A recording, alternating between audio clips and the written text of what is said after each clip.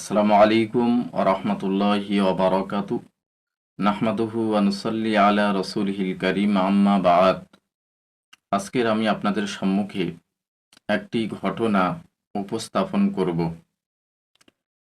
একসময় মদিনা শরীফে অনাবৃষ্টির ফলে গাছপালা পশু পাখি পানির অভাবে মারা যাচ্ছিল। এমত অবস্থায় সাহাবাই কেরামগণ একত্রিত হয়ে বিশ্ব নবী রহমাতুল্লিল আলামিনের দরবারে গেলেন।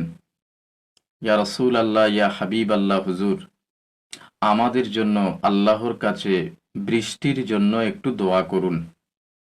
আল্লাহ রসুল সাল্লাল্লাহু আলাইহি ওয়াসাল্লাম বৃষ্টির জন্য আল্লাহর কাছে দুই হাত প্রসারিত করে দোয়া চাইলেন।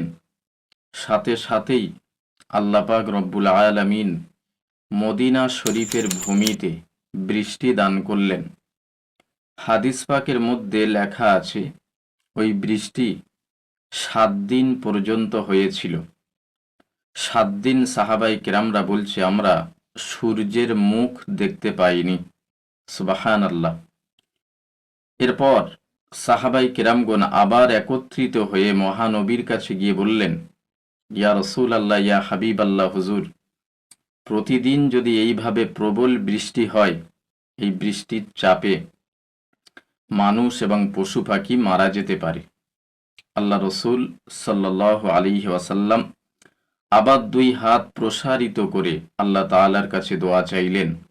আল্লাহ পাক তার অশেষ রহমতে আকাশের মেঘকে অন্য অঞ্চলের দিকে সরিয়ে দিলেন। সুবহানাল্লাহ। আল্লাহ পাক আমাদের সকলকে সেই বিশ্ব নবী সম্পর্কে সঠিক জানা এবং বোঝার তৌফিক এনায়েত করুন। আমরা সকলে বলি আমিন। এই পর্যন্ত আজকে সমাপ্ত করলাম।